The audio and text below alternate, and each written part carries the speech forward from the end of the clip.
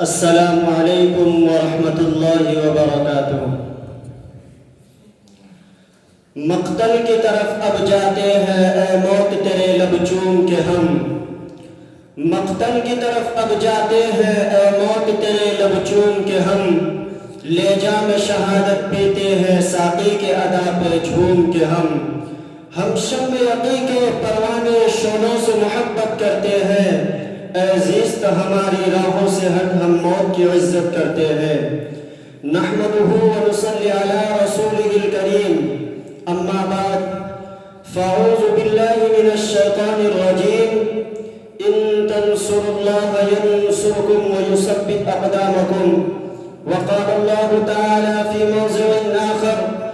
ولا تهنوا ولا تحزنوا وانتم الاعلون ان کنتم مؤمنین، صدق اللہ العظیم۔ جب گلستہ کو خون کی ضرورت پڑی تو سب سے پہلے ہی گردن ہماری کٹی، اب کہتے ہیں ہم سے یہ اہل چمن،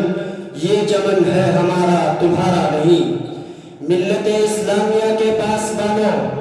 آج میں آپ حضرات کے سامنے ہندوستان کے مسلمانوں پر ہونے والے سیاسی ظلم و ستم اور دین اسلام کو جڑ سے ختم کرنے کی ناپاک اور گھناؤنی سازشوں کوشش کے موضوع پر کچھ عرض کرنا چاہتا ہوں۔ امید ہے کہ بغور سماعت فرمائیں گے۔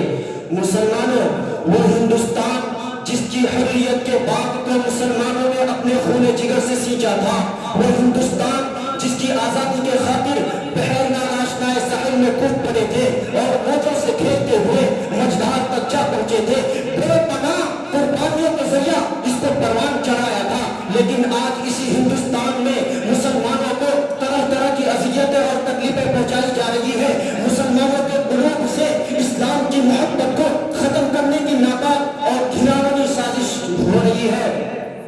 مسلمانوں، اس میں شک نہیں کہ دنیا میں حق و باطل کا تصادم روز ازلی سے جاری ہے۔ ظالم و جابر، طاقتور و کمزور و مظلوموں کی کہانیاں بہت قدیم ہے۔ خرمن انسانیت پر کئی بار بجلیاں گری ہے، باب آدم میں کئی آندھیاں آئی ہے، وحشت و بربریت نے بارہا انسانیت کا منہ نوچا ہے اور حیوانیت کا ننگا ناچ کیا ہے۔ اور اس میں شک نہیں کہ ہم پر مصائب کے پہاڑ ٹوٹ رہے ہیں۔ ہم مظلوموں بے قصوروں کو ان فرقہ پرستوں نے ظلم و ستم کا نشانہ بنایا ہے۔ ہماری ماں بہنوں کی عزت و آبرو لوٹی جا رہی ہے۔ مسلمانوں، یوں تو ہندوستان میں کسی بھی دور میں مسلمانوں کا کوئی حامی نہیں تھا، لیکن جب سے یہ فرقہ پرست ہندوستان میں جنم لیا، اس وقت سے مسلمانوں کی چین و سکون چھین گیا، کیونکہ یہ فرقہ پرست ہر وقت مذہب اسلام کو مٹانے کے لیے نہ جانے کیسی کیسی رچنا رچی ہے۔ غور تو کرے، کبھی وندے ماترم جیسی گندی و ناپاک چیز کو نافذ کرنے کا حکم ہوتا ہے، جس کی وجہ سے نیند حرام ہو گئی تھی۔ آج بھی بہت سارے اسکولوں میں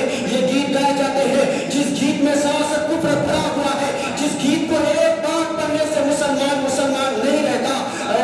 جس گیت کو ایک بار پڑھنے سے انسان خارج اسلام ہو جاتا ہے۔ آج وہی گیت ہندوستان کے مدارس و مکاتب میں پڑھنے کے لیے بچوں کو مجبور کیا جا رہا ہے۔ ہندوستان کے مدارس کو دہشت گردی کا اڈا قرار دیا جا رہا ہے اور یہ الزام لگایا جا رہا ہے کہ جتنے بھی فسادات ہو رہے ہیں ان کے پیشوا اور لیڈر یہ ملا ہے، اس لیے پہلے ان کو ختم کیا جائے۔ اس کی آسان صورت یہ نکالی گئی کہ اب مسلمانوں کی مدارس و مکاتب کو ختم کر دیا جائے۔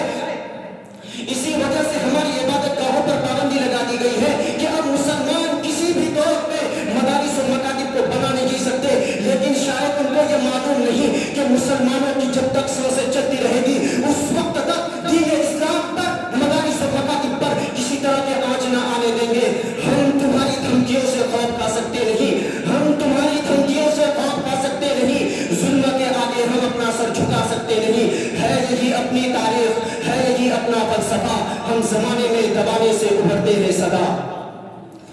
عزیزان گرامی، اگر وطن ہماری جان مانگے تو جان دیں گے، اگر وطن ہمارا مال مانگے تو مال دیں گے، اگر وطن ہماری اولاد مانگے تو اولاد دیں گے، اگر وطن ہمارا من مانگے تو سب کچھ دیں گے، لیکن یہ نہیں ہو سکتا کہ مسلمان نبی کی جاوت رات دے، یہ نہیں ہو سکتا کہ ایک مسلمان آخرت کو چھوڑ کر دنیا کو ترجیح دے۔ مسلمانوں، آپ حضرات کو وہ تاریخ یاد ہوگی کہ انگریزوں کی ظلم و زیادتی جب حد سے آگے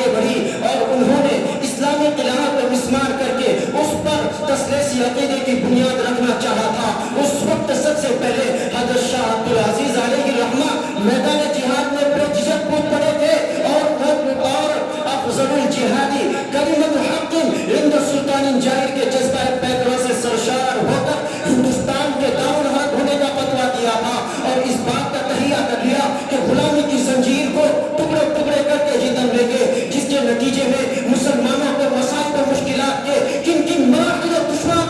گھاٹیوں اور واقعوں سے گزرنا پڑا، وہ تاریخ کا ایک المناک بات تھا۔ کسی شاعر نے کیا خوب کہا ہے